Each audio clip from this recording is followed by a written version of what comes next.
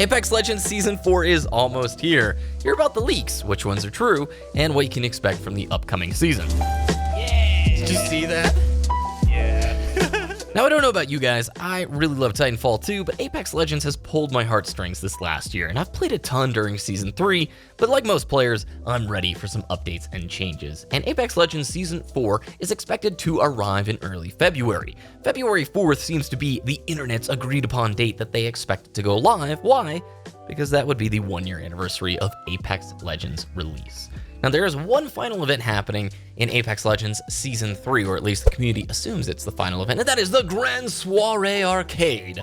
It's set to begin on January 14th, and it will give you new skins and, I believe, 7 new limited-time game modes to indulge in, from Gold Rush Duos, the all-new third-person mode, and plenty of different things in between. Now, this early February release date, that seems to line up pretty cleanly with the length of the seasons that we had this last year.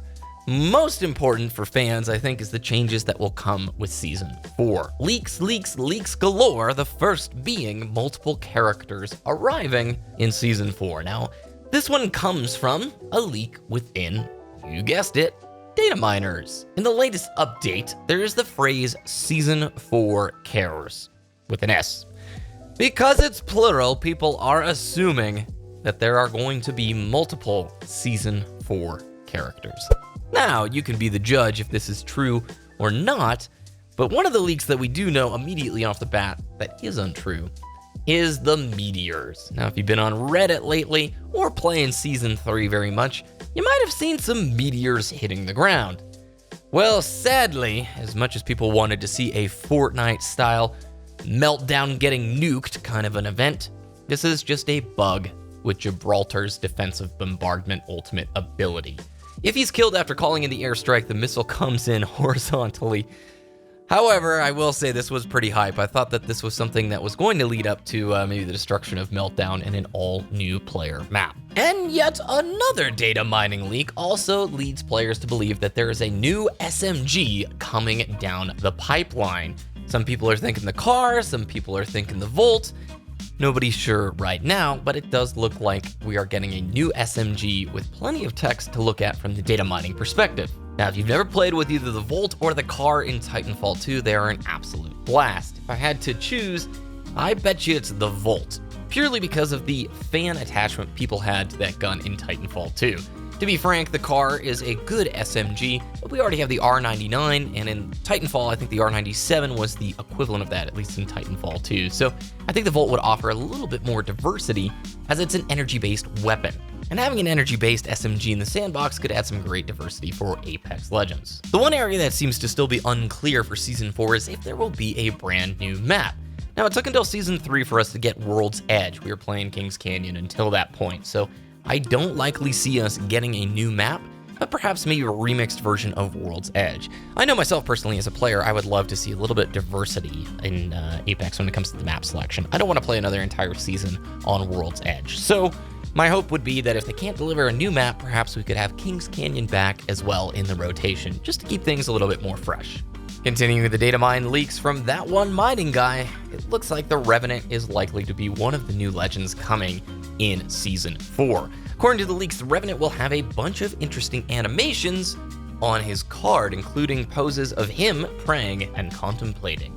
Most of the data entries talk about lurking and assassin gameplay, perhaps hinting at some stealthier abilities with plenty of finishers.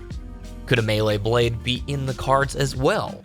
Additionally, these data mines indicate perhaps 2 stances for this particular legend. The first stance would give him the following abilities, and again, these are just data mines that could just be temporary placeholders, and none of these could be final. Passive Infiltrator, climb walls higher and crouch walk faster. Mark for Death, fire a poison dagger, press again to reveal the target's location for up to 60 seconds. Poison Bomb, launch a poison bomb that damages and slows the target that it hits. This will likely deal AoE. And finally, Death Recall. Drop a totem that protects anyone who uses it from death. Instead of getting killed or downed, you'll return to the totem with 20 health. I have a really hard time believing that that is going to be something in the game, but we will just have to wait and see. In the other stance, his abilities still retain that climb walls higher and crouch walk faster. but Shadow Walk allows him to walk silently and faster for 6 seconds, or she, I don't know what the Revenant is. Shadow Step will allow a Shadow Revenant to be sent out. Press the button again to teleport to the Shadow, kind of like a Shade in StarCraft 2. And finally, Shadow Door. Create a doorway through walls. That could be very interesting on the competitive scene, especially with all the Watson play that you see at that level. More and more, it seems like Revenant is likely to be a new hero coming. And overall, those are the main leaks. There's plenty of other stuff that seems to be coming out every single day, and with the Grand Soirée event coming, there's likely more data mining to be had. What do you want to see from Season 4 in Apex Legends? Honestly, myself, I would like to see a little bit faster pace of updates, some map variety, and maybe a little bit of improvement to the Battle Pass. I gotta say, I love the skins that Respawn produces. And I play Apex probably like 4 out of 7 nights a week, but I just don't seem to unlock those Apex packs very often. I'd happily throw some more money towards this game if the skins and the packs were maybe priced a little bit differently. That's just me personally. It may not reflect your opinion, so definitely let me know about it down in the comments below.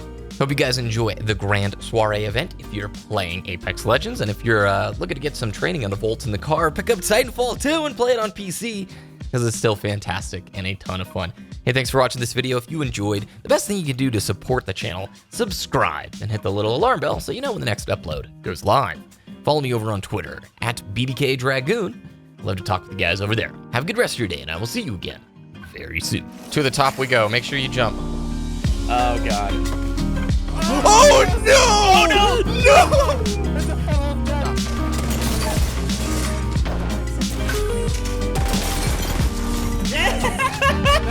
That was the stupidest win we've ever done in our life. So good. So good. The funnel was the greatest thing in the world. Oh my gosh.